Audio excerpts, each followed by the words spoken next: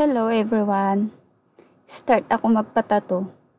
Anyway, ito yung time na sinusukat nila yung letter at kung saan ilalagay.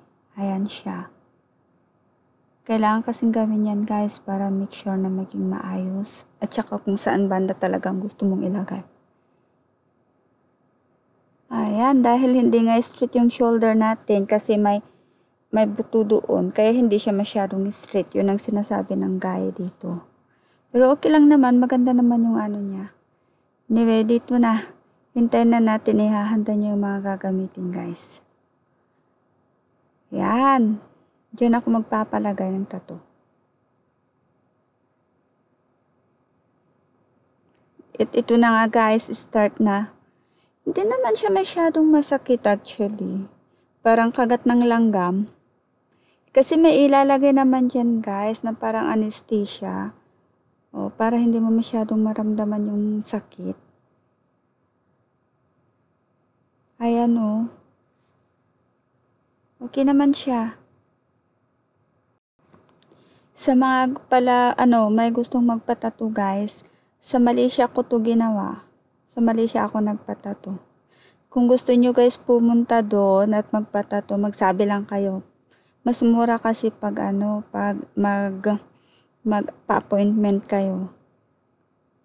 Pag walk-in kasi, mas mahal talaga sila. Yun yung sabi nila. Kaya kung gusto nyo pumunta yung mga nandito sa Singapore na gustong magpatato guys, magsabi lang kayo.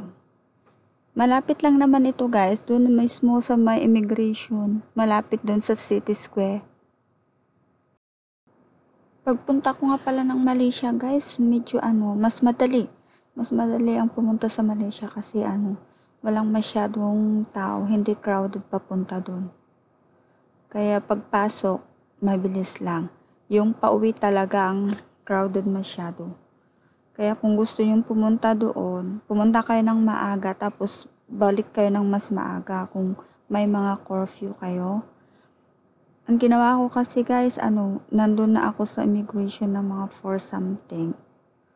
Kaya nakarating ako ng Singapore ng 6 something.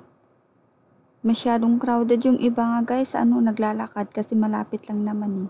Nasubukan ko na din naglakad minsan nung medyo, masyadong crowded.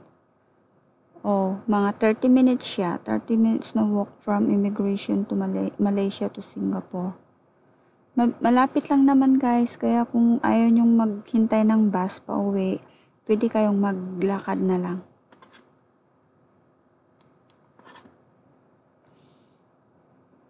And take note nga pala guys, yung mga gustong pumunta, kailangan nyo yung MDAC, Malaysian Digital Arrival Card. Kailangan nyo mag-fill up yan. Importante yan sa immigration papasok. Kailangan nyo yung passport syempre, at saka yung work permit. Tapos yung MDAC na yan nga. Yun yung kailangan nyo papasok. Pabalik naman ng Singapore, hindi nyo na kailangan yung mga yan except na lang sa passport. Yun na lang yun guys. Pero sabi ko nga masyadong crowded ang pabalik, especially sa Sunday.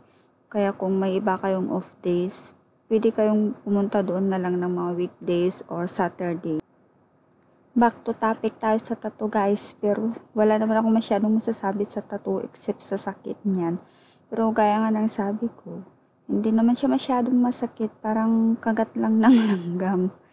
O yung mga nagpapa-inject dito, alam mo yung kinukuhaan tayo ng dugo every 6 months dun sa medical natin. Parang ganun lang siya guys.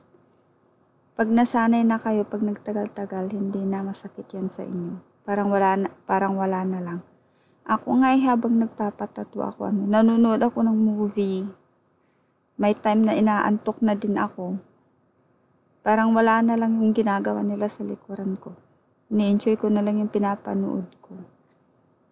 Kaya, wag kayong masyadong mag-alala guys kung gusto yung magpatato, hindi naman masyadong masakit yan. Pero sabi nga nila guys, diba, pag may tattoo daw, bad boy o bad girl na. Hindi naman. Ang tattoo kasi parang art lang yan eh. Nasa inyo din naman kung anong gusto nyo. At saka isa pa, ano ba naman yung sasabihin ng ibang tao kung sakali? Importante ginusto mo yan. Dapat hindi mo pagsisisihan ang isang bagay na ginagawa mo.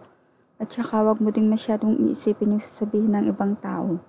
Kasi mostly yung mga nagsasabi sa inyo ng ganyan, sila pa yung ay ewan. Mahirap na lang kasi magsalita. Pero gaya nga ng sabi ko guys, huwag kayong masyadong paapekto sa ibang tao, sa mga sinasabi nila.